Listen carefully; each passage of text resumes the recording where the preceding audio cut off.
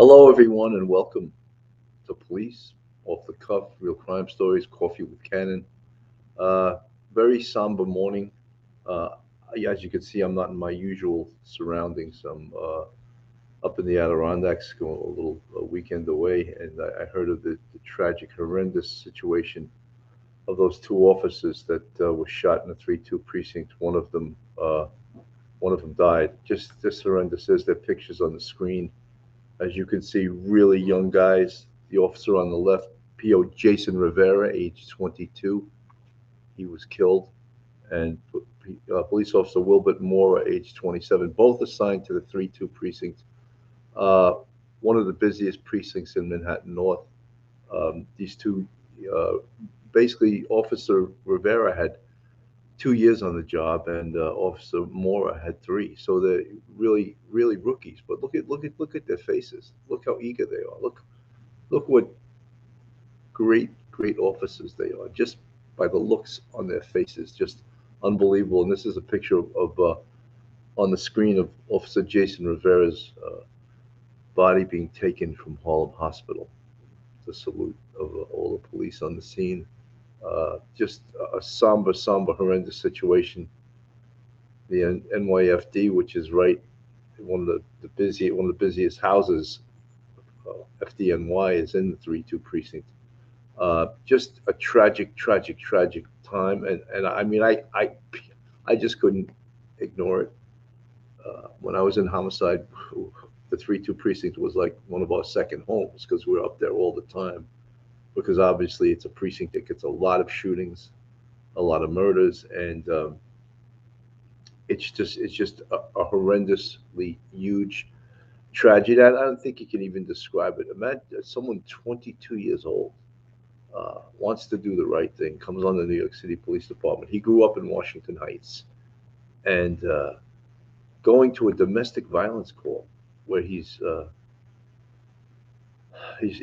trying to help this woman whose son obviously has problems. He's 47 years old. What's he doing bothering his mother? What's he doing living with his mother? 47 years old, and the officers talking to the mother in the front room go to a rear bedroom to talk to the suspect, and he opens fire on him, killing Officer Rivera and critically wounding Officer Wilbert Mora. Just absolutely horrendous. There's nothing that describes anything like this. I mean, police. And the sad thing about it in New York City, this was the fifth and sixth cop shot in the last 2 weeks. Like, what is going on? As Albany and I hate to make this political, but I have to. As they tighten the noose on the police and give them less and less tools to fight the crime epidemic, uh, police have to still do it with their hands, one hand tied behind their back. This is on politicians. Tom Cusinelli, Bill, did you see the magazine for that gun? Yes, I saw he had almost like a banana clip. The clip on that gun was a high capacity magazine. But you know something, I don't like to look, that's horrendous in itself. But you know something, one side always blames the gun. We need to blame the person that pulled the trigger, not the gun. The gun doesn't shoot cops, the person does. And of course, it's outrageous that this criminal, he was a criminal, that he had a gun and he didn't hesitate to use it. What does that say about the society in which we live in? Rather than dwell on that, I really want to tribute to these two officers that and we pray that Officer Mora will survive his wounds. It's too late for Officer Jason Rivera, who grew up in Washington Heights, and I read on a site before, whenever a police officer goes into the police academy, they have him write, why do you want to be a police officer? And he, they had his composition. What he wrote, why he wanted to be a police officer. And someone that grew up in Washington Heights wanted to make the city a better place, wanted to help people, and that's why most people go on the police department. Is they go on the police department to help people. They don't go on there to make big money because you're not going to make big money.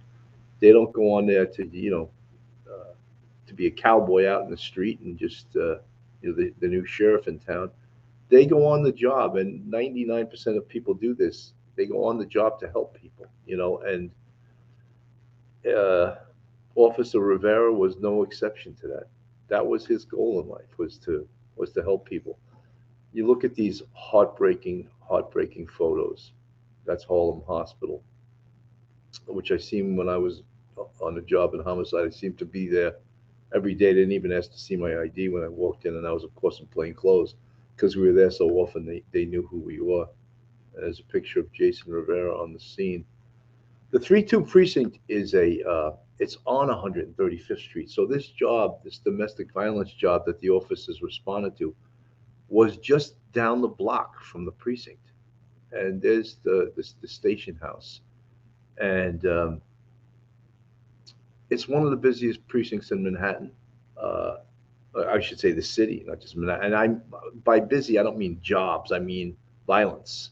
It's one of the most violent precincts in the city, and it always has been. But it has a long history of having great cops, um, cops that do the job there and are proud to work in the 3-2 precinct. As such, this is a memorial that they have um, uh, in the 3-2 precinct of all the cops that have been killed in the line of duty.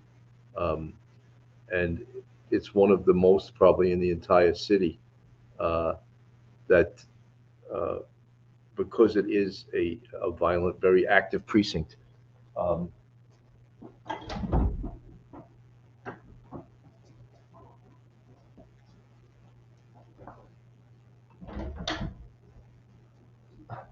so it is I'm sorry, folks.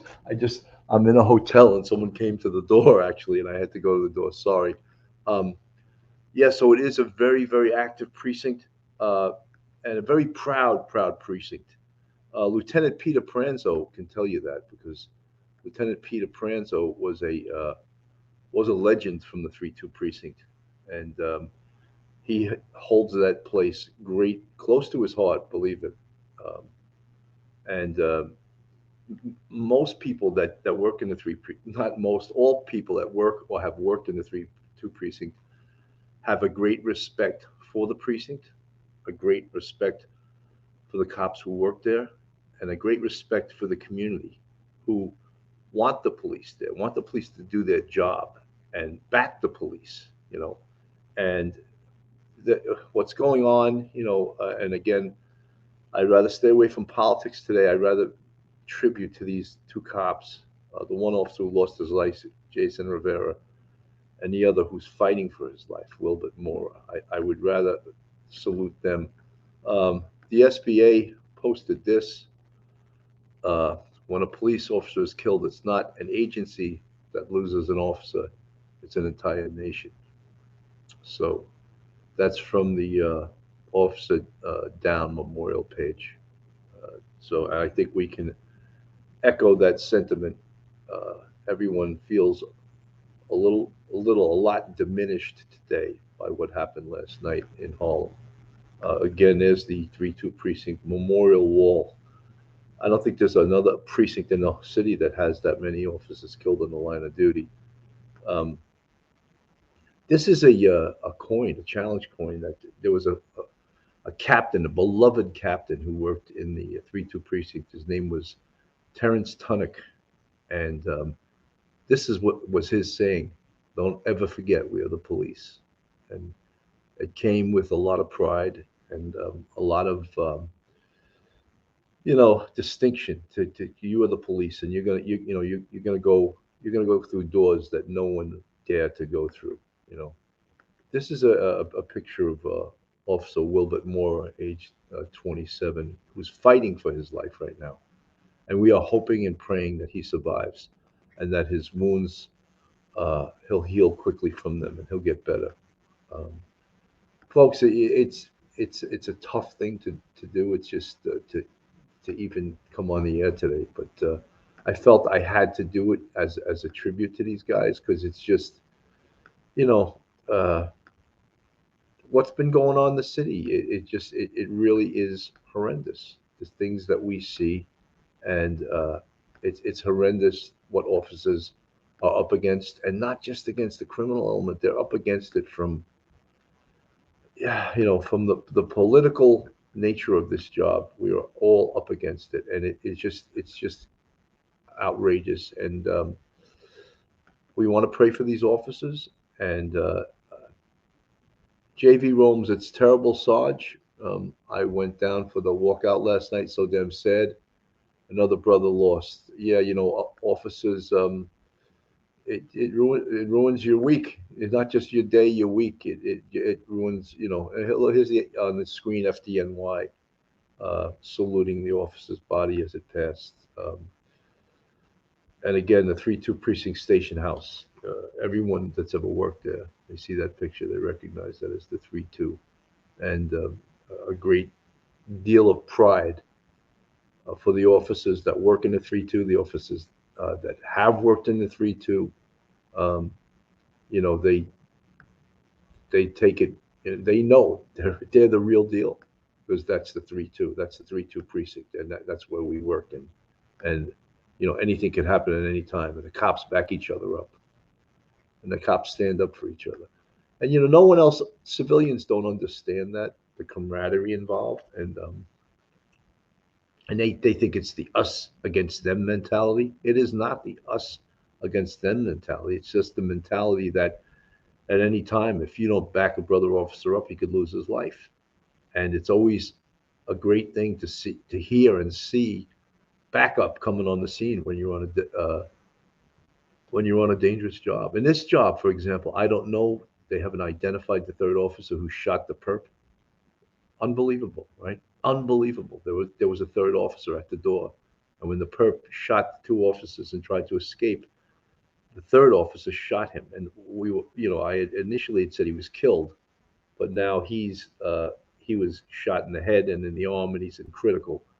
Um, so, you know, that officer, amazing, you know, amazing hero. But all these officers are heroes. But him being the third officer on the scene, thank God they were able to get.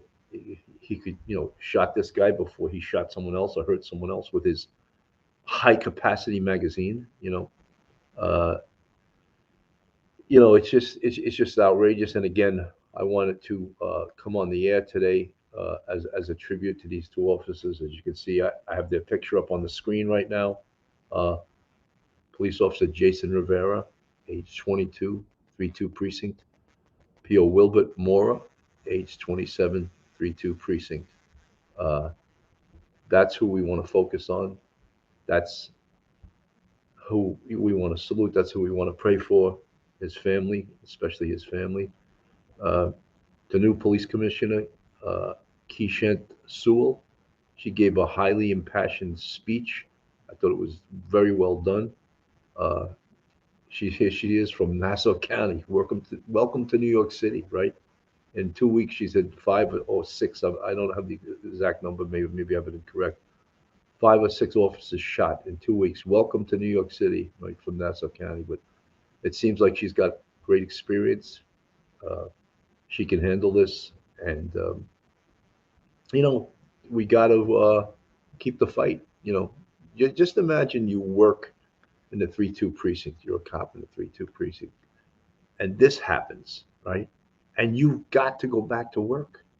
You got to go back to work the next day or that night. How do you do that? How do you do that? Not just the fact that, wow, is the salary that I'm getting paid to do this job worth my life? Is it worth risking my life for? And I have to say, a lot of times, for a city and for politicians, that all they do is pound down on the police, abuse the police. For a city council, that is probably the worst I've ever seen. I said I wasn't going to get political, but I can't help it. You know, all the impediments and the hurdles that have been put in front of the police in the last few years have only made their job so much more difficult. And you can imagine the restraint and the restrictions you have, and then working in the 3-2 precinct. Sometimes a radio car in the 3-2 precinct will do 30, 35 jobs in a night. For you folks not familiar with police work, that means that they're going to respond to 35 separate calls for service, for crime, for in progress, for drug sales, for all kinds of things. So many times in the 3-2 precinct on a 4 to 12, the sector cars don't even get a meal. They can't. They got to eat on the run. They can't sit down for their hour, which they're contractually entitled to, because it's so busy holding jobs. Sorry, 3-2 Adam, you can't go to meal now.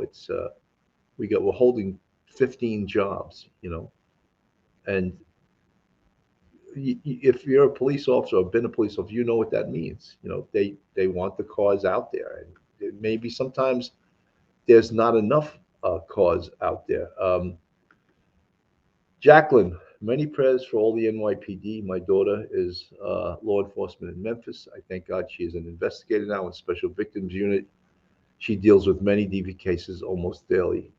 God bless her and much success to her, and may she be safe for her entire career. But we recognize it in law enforcement. Uh, Cherokee Girl, no, one of the officers died. The second one is in critical condition, and they haven't. They just said he's in critical condition. They haven't published or put out what his condition is, where he was shot. But initially, it was said that both of them had died, and then that was amended to uh, Officer Rivera had died, and Police Officer Mora is in critical condition. It was also reported that the perp, and I'm not even going to say his name. I don't want any uh, shade on that guy. Actually, I do want shade. I don't want any spotlight on him. Uh, yeah, the officer who died, Jason Rivera, is age 22, just 2 years on the job. 2 years, It's like you're a kid almost. You're a kid, and you go from being a kid to a real man's job, uh, working in Harlem's 3-2 precinct and responding to jobs and trying to do the right thing and trying to help people, um, trying to keep people safe. You know, that's what a police officer does. He tries to keep people safe, and he does his job with the training he's given, and he goes to work every day not knowing that he's going to come home at night, and his family not knowing that either. How do you think Officer Rivera's family feels? Like, well, they'll never, ever. From what I understand, he was recently married. Just horrendous situation. Yeah, Kate 76. We as a country have our priorities completely wrong. Police, firefighters, and military should be paid what athletes and actors are paid. Well, that will never happen. But thank you for that suggestion. Lieutenant Pete, good to see you.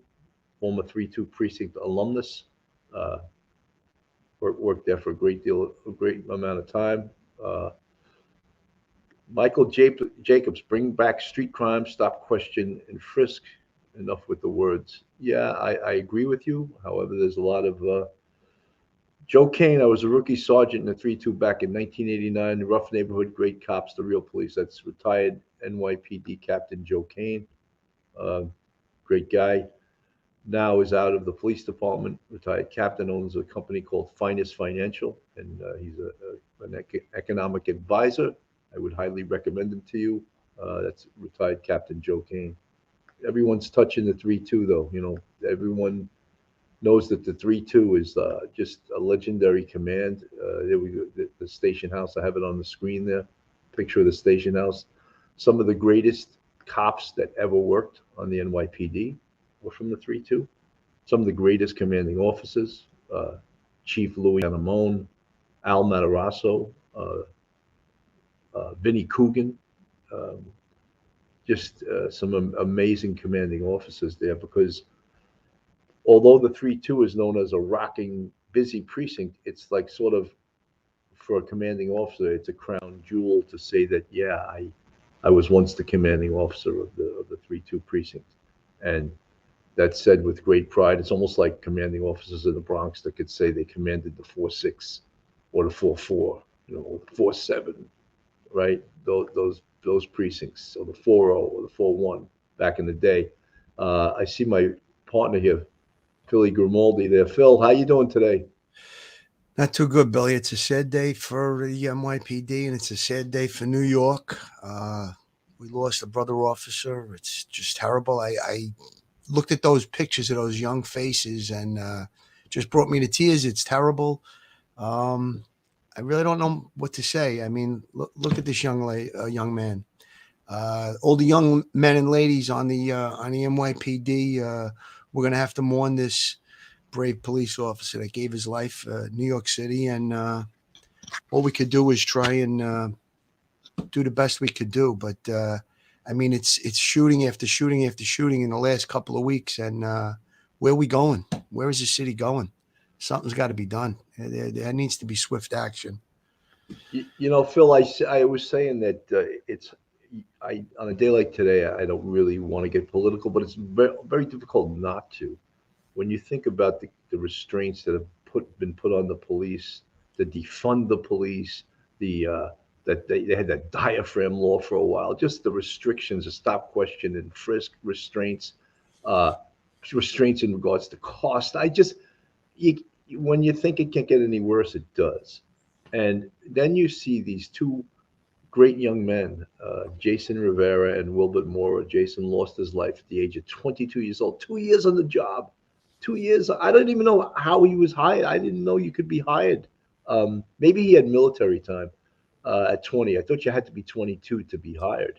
I think when you could be hired at 20 and 6 months, and that way you have to be 21 years old when you're actually carrying the firearm, because you need to be 21 years old to carry a firearm in New York. That's probably the legal standard there. But yeah, I mean, he's just a baby.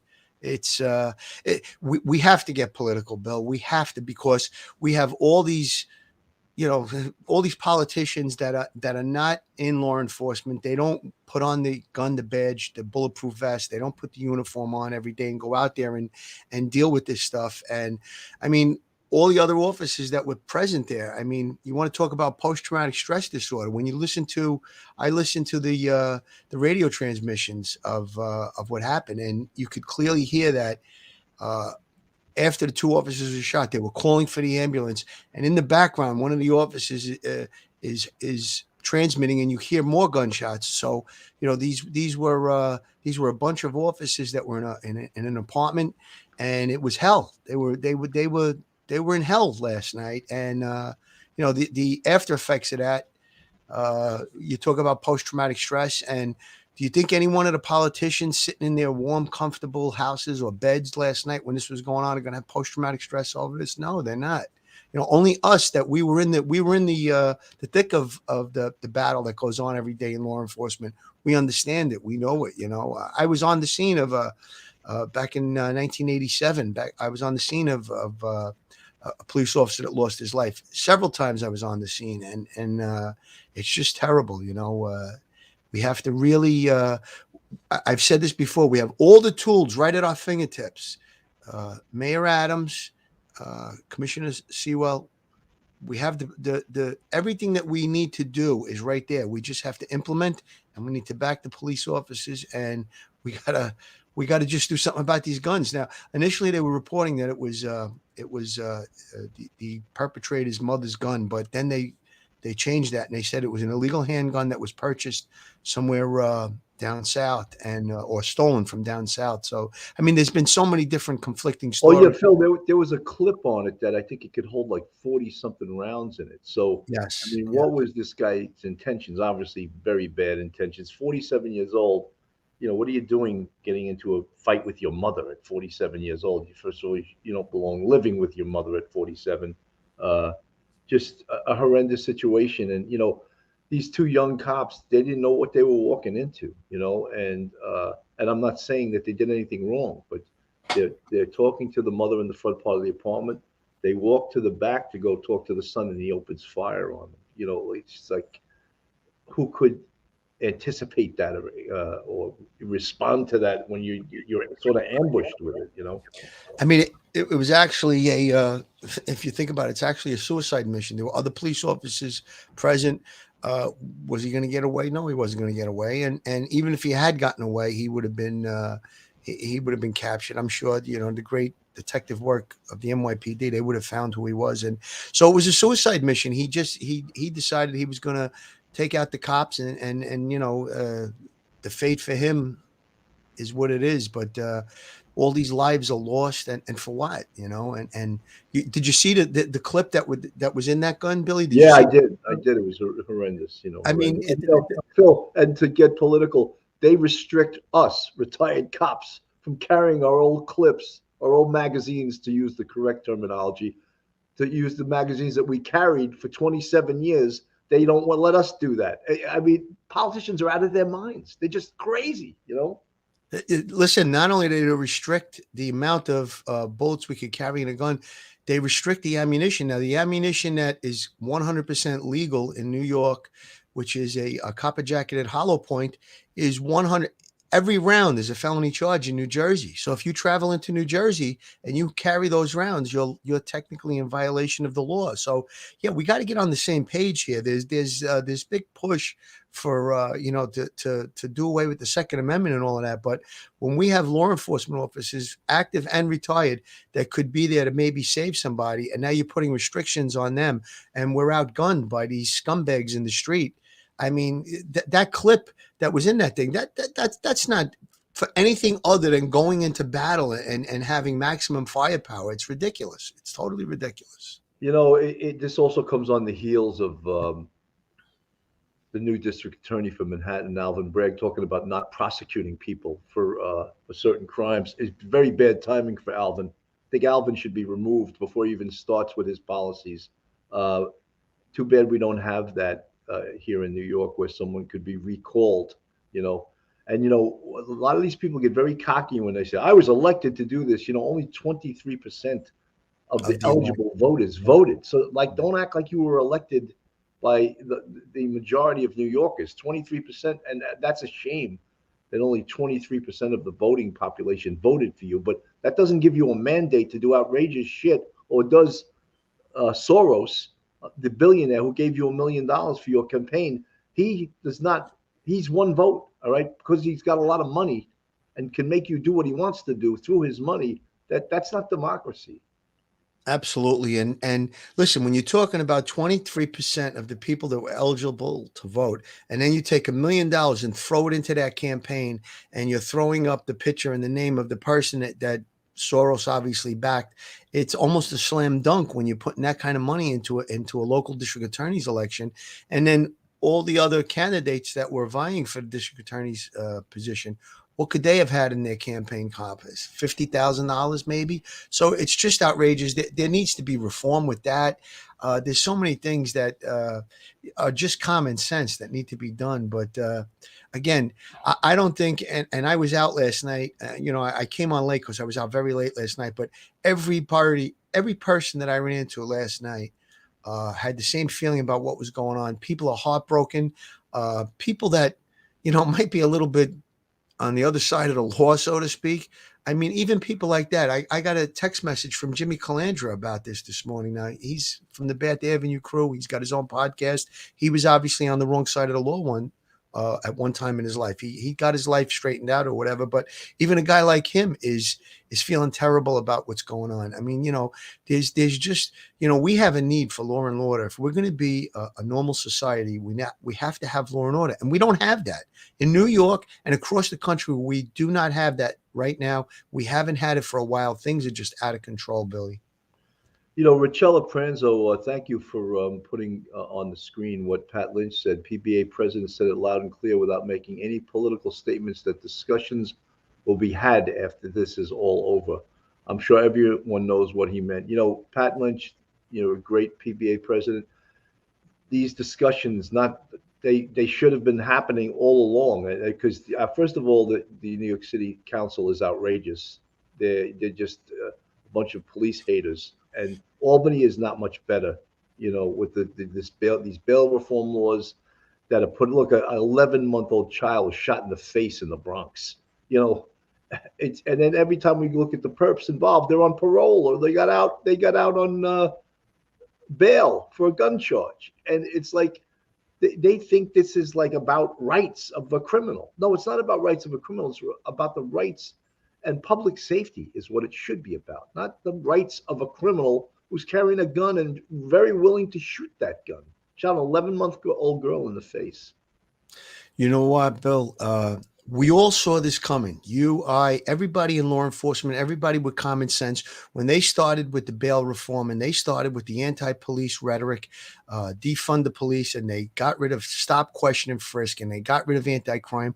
We all called this. We all knew things like this were going to happen, but now it's accelerating at an incredible speed. I mean, in the last couple of weeks, we're talking about 7 police officers in New York City shot in the last few weeks since the beginning of the year. It's out of control, and we all knew this was going to happen. I mean, and how are we standing for this? We need to push back on this. These policies have to change, and I think Pat Lynch hit it right. We need to mourn these police officers, but there's going to be a discussion about this later on down the line. Absolutely. Philly, I just wanted to come on today more as a salute to Absolutely. this officer, Jason Rivera, age 22, 3-2 precinct, proud 3-2 precinct officer. We salute him. We salute his partner, P.O. Wilbert Mora, age 27, who's still fighting for his life. Final words, Phil. Final words. My heart is broken. I think every New Yorker, if you love this city, your heart should be broken too. And I know that we're going to go through a mourning period now, but once all of this mourning is going to be over, we need to do something. We need to take back our city. This is our city. I love it. You love it, Bill. Something needs to be done. And I'm so glad that you asked me to come on today to honor these officers. Let's hope and pray that the other officer can pull through and be okay. And our heart and our condolences go out to Officer Rivera's family. Folks, having said all of that, I just wanted to say Fidelis et mortem. And Absolutely. on the screen is the picture of Officer Jason Rivera, 22 years old, who lost his life in the 3-2 precinct. God bless you and God bless your family. May you rest in peace. God bless and stay safe, everyone.